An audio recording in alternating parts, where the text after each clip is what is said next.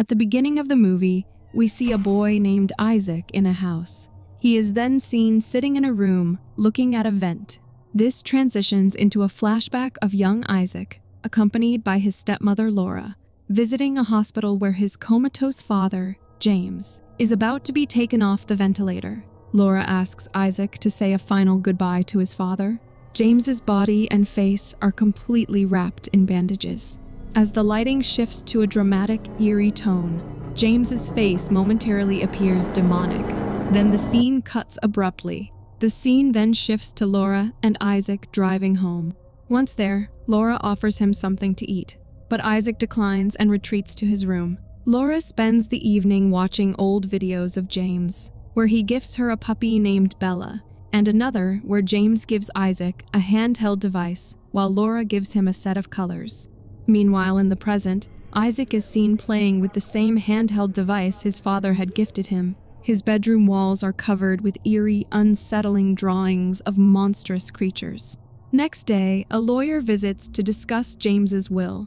She informs Laura that James left everything to her, including his shares in architectural firm, this house, and his other properties. He requested to be buried beside his first wife, Suzanne, in the garden he made for her near the house.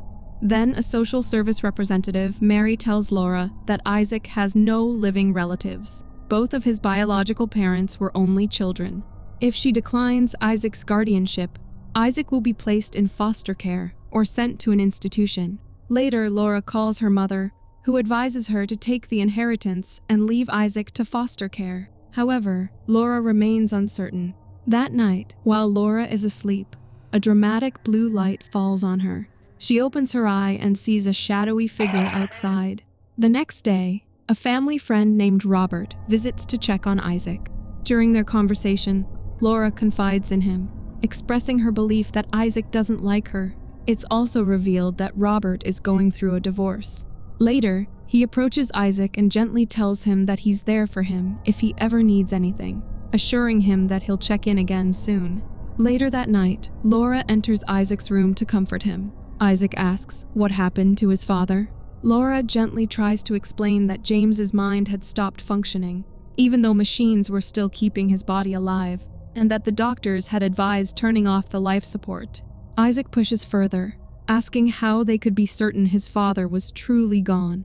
Overwhelmed, Laura breaks down in tears, rushes out of the room, and sobs uncontrollably in the hallway. That night, Laura drinks until she falls asleep and dreams of a shadowy figure standing outside the house. Later, while she and Isaac are asleep, a strange light passes by their home. Objects rattle, then everything falls silent. The next morning, Bella barks non-stop, waking Laura. Isaac also steps outside to see what's happening. They discover that something has crashed in the nearby forest, sending up thick smoke. Alarmed, Laura runs back, yelling for Isaac to come inside. She contacts the fire brigade. Firefighters arrive and search the woods but find no sign of a fire. They tell her to call again if anything unusual happens. Later, Laura watches old family videos of James while drinking. Once again, she drinks herself to sleep, haunted by dreams of flashing lights outside. In the dream, she gets up and hears radio chatter in distance, steps outside, and heads toward the forest. There, she finds a wrecked car. She hears her name and turns to see James, his face twisted. The following morning, they gather for James's funeral. Isaac notices a worm moving on the ground. Later, friends and family arrive to offer their condolences, and Isaac notices Robert consoling Laura. That evening, overwhelmed with grief, Laura begins drinking heavily again. She blasts loud music and starts grooving. Disturbed by the noise, Isaac steps out of his room and finds her unconscious on the floor. He tries to wake her but fails. Suddenly, their dog Bella begins barking at something, which rouses Laura. She immediately turns off the music and sees Bella barking at something under the table. She warns Isaac to get back, when suddenly the creature quickly darts away, and Bella chases after it. Laura grabs a knife and they hear a glass shatter. You're still watching? Good. Like, comment, and subscribe to Recapss Horror. And discover that the creature has escaped through Isaac's bedroom window, and Bella is still barking at it. Laura seals the window and assures Isaac she'll fix it in the morning. She tells him to call her if needed. Isaac follows her to her room, admitting that he's scared. Laura invites him to sleep in her room. He agrees, and she places the knife in her bedside drawer. Isaac clings to her as he falls asleep. In his dreams, Isaac sees the creature again. In a haunting voice, it calls out his name, startling him awake. Realizing they were sleeping together, both Isaac and Laura suddenly jump out of bed. Later, Laura tells Robert about the strange black creature that broke in the previous night. Robert suggests it might have been an animal. He offers her to stay at his place for a while, but she declines. Instead, he offers to cook dinner for them, which she accepts. That evening, Laura notices that a knife from her drawer and a photo of James are missing. During dinner, Robert asks Isaac about the black creature. Isaac describes it as skinny and dark. He says he's not hungry and leaves the table. That night, while everyone is asleep, the sound of scurrying is heard. A shadow appears. Isaac wakes up and hears a scratching voice. In the corner of the room, he sees a dark figure sitting, repeatedly saying his name. Half asleep, Isaac thinks it's his father. The creature urges him to come to the forest. Just then, Bella starts barking, and the creature vanishes. Isaac drifts back to sleep. The next morning, Laura wakes to the sound of Isaac closing her bedroom door. She notices him staring into the woods. From a distance, she watches as Isaac walks toward the forest, drawn by the creature he believes to be his father. As he approaches the trees, he sees a face resembling James behind the bushes. "I knew it wasn't a dream. You've come back," he says. Suddenly, Bella begins to whimper and runs to Isaac, barking. He tries to stop her, convinced it's his father, just as Laura arrives. Isaac shouts, "Dad is back!" He's not dead. The scene then cuts to Mary, questioning him about the incident. Isaac explains that his father came to his room and told him to come to the forest. He says he saw him again in the garden, hiding among the trees, and that he told Isaac he was special, and no one should know he's back. He also mentions that his father looked different. Mary encourages Isaac to draw what he saw. He sketches a creature with his father's face, but a strange, four-limbed body. Isaac insists his father is waiting for him in the forest. Later, Mary advises Laura to support Isaac by letting him express his feelings freely, suggesting this may be his way of coping with the loss. That evening, Laura looks at Isaac's sketch and suggests they visit the forest together the next day to see what they might find. The following day, Laura, Isaac, and Bella head into the forest. Isaac spots a structure in the distance and runs toward it. Laura chases after him, trying to stop him. Bella barks, fixated on the structure.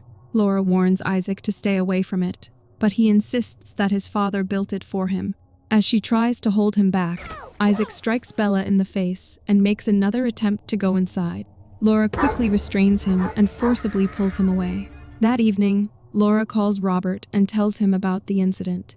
She asks if he can stay with them for a few days and bring a camera along. When Robert arrives, he finds Laura asleep, having drunk too much. He wakes her, and they talk about Isaac. Laura shares her growing fears about Isaac's behavior and what it might become as he gets older. Robert reassures her, promising his support and even offering to take Isaac in if things become too overwhelming for her. Laura sets up the camera in Isaac's room. While monitoring the feed, she hears scurrying on the roof, which frightens her. Meanwhile, Bella bolts out of the house and runs straight to the structure Isaac had found earlier. She stands barking at it. Suddenly, a creature emerges from within and morphs its face to look exactly like Bella. The two bark at each other, and then Bella charges. A fierce fight breaks out between them. Early the next morning, Robert goes out to search for Bella, while Laura grows anxious after discovering a knife is missing. She checks the monitor and realizes Isaac is no longer in bed. Just then, Robert calls out to her. Laura rushes to him and finds Bella's injured body. As she turns back, she sees Isaac silently watching them from the house. They take Bella to a veterinarian, who examines her injuries and reveals that the wounds couldn't have been caused by another animal. She suspects she was stabbed. Shocked, Robert and Laura decide to bury Bella near James's grave. But when they arrive, they find the grave has been vandalized. Later, Laura is seen watching Isaac through the monitor. When everything appears normal, she sets it aside. Quietly, she adds alcohol to her juice. As Isaac plays his video game, he begins hearing strange noises coming from the air vent. He notices the screws on the vent unscrewing on their own. Suddenly, the vent pops open. Isaac briefly sees Bella inside it. Peering inside, his father's head appears. It tells him to stay quiet and warns, "Don't trust anyone. They're lying to you. I built your home. Come inside," Isaac pleads with the figure, begging him to come home. Meanwhile, Laura glances back at the monitor and is shocked to see James's face. She and Robert rush to Isaac's room. Isaac tells them, "Dad was here. Bella was here too." But now the face has vanished. The therapist visits again. Laura confesses that she too saw James's face. The therapist suggests that she and Isaac might be experiencing a shared psychological trauma. Overwhelmed and struggling with her drinking, Laura breaks down. Robert tries to comfort her, but in her intoxicated state, she kisses him, unaware that Isaac sees them. Laura breaks down again and begins to cry. Meanwhile, Isaac sneaks out and runs to the structure. He yells, "Dad, they're lying to me." The creature responds, "Bring Robert here." Isaac promises to do so, saying, "Then you can show him." The creature replies, "I will, but you must come inside. I built this for you." Isaac moves closer and sees the creature lurking inside. The next morning, Laura tells Robert that she can no longer cope with the situation or with Isaac. She asks him to take over as Isaac's guardian, and Robert quietly agrees. Later that evening, Isaac takes Robert for a walk into the woods. As night falls, he leads him to the mysterious structure. Meanwhile, Laura discovers the blueprints for the structure in James's office. Robert is stunned at the sight of it, and Isaac tells him, "My dad built this."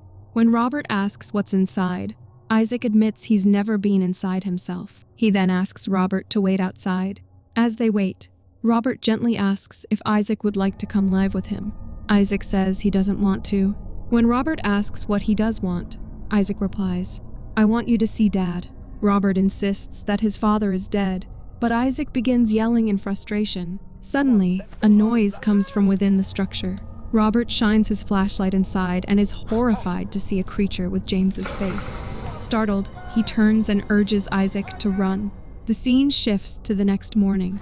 Laura rushes to the hospital, where she finds Robert critically injured and nurse doesn't allow her to meet. When she returns home, she confronts Isaac about what happened. Isaac claims that Robert slipped and hit his head. Laura accuses him of lying, but Isaac fires back, saying she's the one being dishonest. He saw her kiss Robert. She asks if he destroyed James' grave. He confirms. She asks if he killed Bella. He denies. She asks if he attacked Robert. He says no. He was scared of Dad. Laura then declares that she'll leave the next morning and will never return. She says this place will be his and Child Protection Services will come to take him away and leaves. Later that night, while Laura and Isaac are asleep, the creature creeps toward Isaac's bed, inching closer. Meanwhile, Laura is suddenly startled awake by a touch. Sensing trouble, she goes to check on Isaac. The creature looms directly over Isaac. Laura enters and freezes in fear as the creature charges, knocking her backward and then runs through the wall. Isaac watches in horror as it reveals its true form. Despite her injuries, Laura stumbles back into the room and throws herself over Isaac to shield him. Isaac clutches the knife defensively as the creature beckons him in a haunting voice, urging him to come with it. As it advances, Laura grabs the knife from Isaac and fiercely attacks the creature, stabbing it repeatedly. Wounded, the creature retreats at high speed and vanishes. Laura, panting and paralyzed by fear, doesn't even hear Isaac screaming her name. The story then shifts to an older Isaac, who gazes at the vent before heading to his parents' graves and then approaches the now damaged structure. After a moment of hesitation, he steps inside where he finds an old photograph of himself with his father, the very portrait the creature had stolen during its first intrusion into their home, using it to replicate James's face. Isaac then accidentally steps on something. Shining his flashlight down, he sees bones. Among them is a skull with a hollow dent in the front, confirming that these were no ordinary skeletal remains. In the end, Isaac returns home. It's revealed that he now lives with his stepmother, Laura. The two have moved into a new house and are living together peacefully.